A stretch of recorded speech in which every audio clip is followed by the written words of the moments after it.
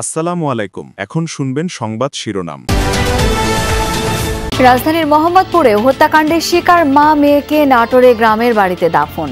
দৃষ্টান্তমূলক বিচার দাবি স্বজন এলাকাবাসীর। মামলা হলেও গ্রেপ্তার হয়নি কেউ। আমরা এলাকাবাসী খুবই আতঙ্কিত এক প্রকার হয়ে গেছি। মা মেয়েকে একসাথে খুন করা এটার উপযুক্ত শাস্তি আসলে হওয়া উচিত। সিলেটে পুলিশকে ছুরিকাঘাতের ঘটনায় আসামি রাজুকে গ্রেপ্তার করেছে পুলিশ। গতরাতে অভিযানের সময় আহত সিআইডি কর্মকর্তা হাসপাতালে। হবিগঞ্জের আজমিরিগঞ্জে আধিপত্য বিস্তার নিয়ে দুপক্ষের সংঘর্ষে একজন নিহত, আহত অর্ধ শতাধিক। আগামীকাল দুপুর পর্যন্ত এলাকায় ১৪৪ ধারা জারি।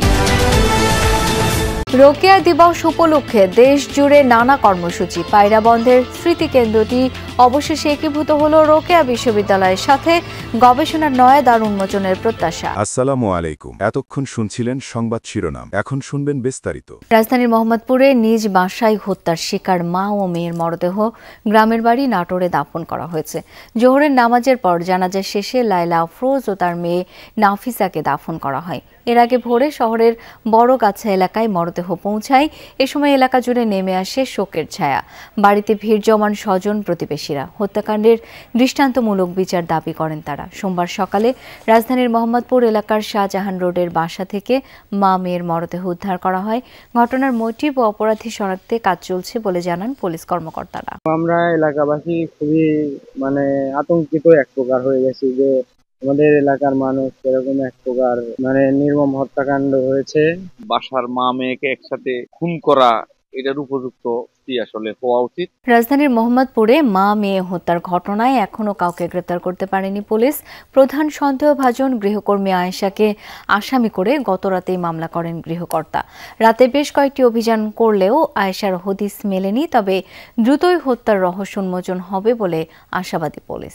মোহাম্মদপুরের শাহজাহান রোডের এই বাসা থেকে সোমবার লায়লা আফরোজ ও তার মেয়ে নাফিসার ক্ষত বিক্ষত মরদেহ উদ্ধার করে পুলিশ। নিহতের স্বামী আজিজুল ইসলাম একটি ইংলিশ মিডিয়াম স্কুলের শিক্ষক। এই হত্যায় অন্যতম সন্দেহভাজন গৃহকর্মী আয়েশা, যিনি ঘটনার দিন সকাল ৭:৪২ বোরকা পরে বাসায় ঢোকেন আর ৯:৩০ নাগাদ নিহত নাফিসার স্কুল ড্রেস পরে ব্যাগ নিয়ে বের হয়ে যায়। পুলিশ বলছে, কথিত আয়েশার শরীরের কিছু অংশ পোড়া, তাই সবসময় নিজেকে আড়াল করে রাখতেন। মঙ্গলবারও ভবনটির সামনে ছিল নিহতদের পরিচিত জনদের ভিড়। এগুলো যদি কন্টিনিউয়াসলি হতে থাকে, আমরা তো অরিড হয়ে যায়। আমাদের বাসা তো কাজের মেয়ে কাজ করে। আমি কালকে দৌড়ে গেছি, পুয়াটা কাজ করতেছে, আমি ভয় পেয়ে গেছি একটা ঘটনা দেখে। কাজের মেয়ে তো আরও সবার বাসায় কাজ করতেছে। ফোন নাম্বার অনেক সময় দিতে চায় না, যদিও দেয় ভুল বা হাজব্যান্ডের যার ভিতরে অকারেন্স করার থাকে তাকে আসলে সম্ভব হয় না ফেরানো। সিলেটে অভিযানের সময় সিআইডি কর্মকর্তাকে ছুরিকাঘাত করে পালিয়ে যাওয়া আসামিকে গ্রেপ্তার করেছে পুলিশ। ভোরে নগরীর মজুমদারি এলাকায় সিআইডি ও মহানগর পুলিশ যৌথভাবে অভিযান চালিয়ে রাজুকে গ্রেপ্তার করে। উদ্ধার করা হয়েছে ব্যবহৃত ছুরিটি। এর আগে সোমবার রাতে নগরীর সাগরদিঘির পাড় এলাকায় ছুরিকাঘাতের ঘটনা ঘটে। সিসিটিভি ফুটেজে দেখা যায় গ্রেপ্তারের বিষয়টি টের পেয়ে সিআইডি কর্মকর্তা খোরশেদ আলমের বুকে ছুরি চালায় রাজু।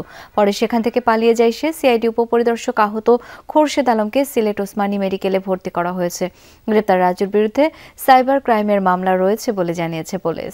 যে পেশেন্ট আমাদের অফিসার, উনি সুস্থ আছেন, ভালো আছেন, তার জন্য আপনারা দোয়া করবেন। রাষ্ট্রের যে আইন আছে সেই অনুযায়ী ব্যবস্থা নেব। হবিগঞ্জের আজমিরিগঞ্জে আধিপত্য বিস্তার নিয়ে দুপক্ষের সংঘর্ষে একজন নিহত হয়েছেন, আহত হয়েছেন অর্ধ শতাধিক।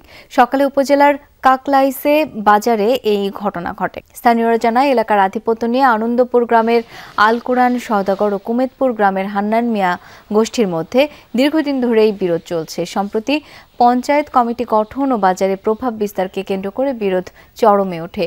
দুই পক্ষই সামাজিক যোগাযোগ মাধ্যমে উস্কানিমূলক বিভিন্ন পোস্ট দেয়। এর জেরে গতরাতে দুপক্ষের মধ্যে উত্তেজনা ছড়ায়। সকালে দেশীয় অস্ত্র নিয়ে সংঘর্ষে জড়ায় তারা। এ সময় নিহত হন কুমেদপুর গ্রামের রাসেল মিয়া, আহত হন অর্ধ শতাধিক মানুষ। কয়েকটি দোকানে ভাঙচুর ও লুটপাট করা হয়। খবর পেয়ে পুলিশ ও সেনাবাহিনী পরিস্থিতি নিয়ন্ত্রণে আনে। আগামীকাল দুপুর পর্যন্ত এলাকায় ১৪৪ ধারা জারি করেছে স্থানীয় প্রশাসন। এই ঘটনায় বেশ কয়েকজনকে আটক করা হয়েছে, তবে আটকের প্রকৃত সংখ্যাটি এখন আসলে পুলিশ আমাদেরকে নিশ্চিত করেনি। আর যে বিষয়টি আসলে বলছিলেন যে কাকালছেওয়ের ওই এলাকায় দীর্ঘদিন ধরেই আসলে আল কোরআন সওদাগর এবং হান্নান মিয়া তাদের মধ্যে যে বিরোধ, দুই গোষ্ঠীর বিরোধ, সেটার দীর্ঘদিন ধরে চলে আসছিল। ইদানিং পঞ্চায়েত কমিটি নির্বাচন কেন্দ্র করে মূলত বিরোধটি আরো অনেকটাই বৃদ্ধি পায় এবং এলাকায় আধিপত্য বিস্তার, বাজারে প্রভাব বিস্তার, এগুলোকে কেন্দ্র করে আসলে মূলত দুই গোষ্ঠীর মধ্যে বিরোধ দীর্ঘদিন ধরে চলছিল। এর জেরে গতকাল রাত কাকালছেও বাজারে বেশ হামলা হয় এবং সংঘর্ষের ঘটনা ঘটে। এতে অন্তত 20 জন আহত হন গতকালকে রাতেই।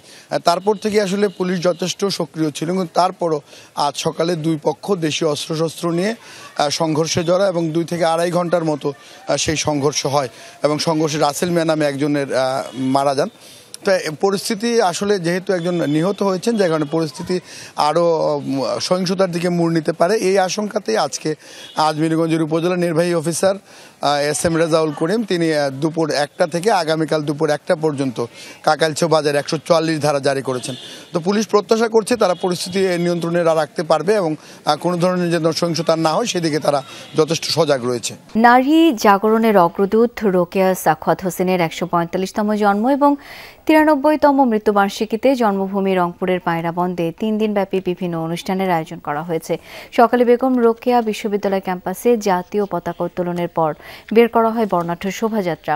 VC doctor M Shawkat Ali এবং বাংলা একাডেমির মহাপরিচালক প্রফেসর মোহাম্মদ আজমের নেতৃত্বে শোভাযাত্রাটি ক্যাম্পাস থেকে বের হয়ে শহীদ আবু সাইদ চত্বর ক্যাডেট কলেজ মোড় হয়ে আবারও স্বাধীনতা সড়কে এসে শেষ হয়। পরে সেখানে আলোচনা সভা অনুষ্ঠিত হয়। নওগাঁয় নানা কর্মসূচির মধ্য দিয়ে পালন করা হয়েছে রোকেয়া দিবস। সকালে কর্মসূচির শুরুতেই শহরের বশিরউদ্দিন মেমোরিয়াল কোঅপারেটিভ মহিলা কলেজ চত্বরে তার প্রতিকৃতিতে ফুল দিয়ে শ্রদ্ধা জানানো হয়। এ সময় নতুন প্রজন্মের মাঝে রোকেয়া সাখাওয়াত হোসেনের স্বপ্ন ও সমাজ সংস্কারে রাখা তার অবদান তুলে ধরা হয়। বর্ণাঢ্য শোভাযাত্রা, আলোচনা সভা ও জয়িতাদের সংবর্ধনা দেওয়ার মধ্য দিয়ে গোপালগঞ্জে পালিত হয়েছে রোকেয়া সাখাওয়াত হোসেন দিবস। জেলা প্রশাসন ও মহিলা বিষয়ক অধিদপ্তর যৌথভাবে এই দিনটি পালন করে। সকালে জেলা প্রশাসক কার্যালয়ের সামনে থেকে শোভাযাত্রা শুরু করে শহরের বিভিন্ন সড়ক প্রদক্ষিণের পর একই স্থানে শেষ হয়। এরপর জেলা প্রশাসকের কার্যালয়ের সম্মেলন কক্ষে আলোচনা সভা অনুষ্ঠিত হয়। এছাড়াও হিলি, পাবনা সহ দেশের বিভিন্ন জায়গায় নানা আয়োজনে দিবসটি পালিত হয়েছে। অবশেষে দীর্ঘ 2 যুগের অচল অবস্থা কেটে রংপুরের পায়রাবন্দের রোকেয়া স্মৃতিকেন্দ্রটি সমঝোতা স্মারকের মাধ্যমে অবকাঠামো এবং একাডেমিকভাবে একীভূত হল রোকেয়া বিশ্ববিদ্যালয়ের সাথে। এর মধ্য দিয়ে রোকেয়া চর্চা ও গবেষণার নয়া দ্বার উন্মোচন হওয়ার কথা বলছেন সংশ্লিষ্টরা। স্মৃতি কেন্দ্রটিতে একটি বিশ্বমানের রোকেয়া আর্কাইভ প্রতিষ্ঠারও ঘোষণা দিয়েছে বাংলা একাডেমি। রোকেয়া সাখাওয়াত হোসেনের 145তম জন্ম ও 93তম মৃত্যু বার্ষিকী উদযাপনের ফাঁকে ঐতিহাসিক সমঝোতা স্মারক সম্পন্ন হল রোকেয়া বিশ্ববিদ্যালয়ের সিন্ডিকেট রুমে। এর মাধ্যমে বাংলা একাডেমি পরিচালিত পায়রাবন্দের স্মৃতিকেন্দ্রটি রোকেয়া বিশ্ববিদ্যালয়ের সাথে অবকাঠামো, লোকবল এবং একাডেমিকভাবে একীভূত হল। এতে সই করেন বিশ্ববিদ্যালয়ের ভিসি ও বাংলা একাডেমির মহাপরিচালক।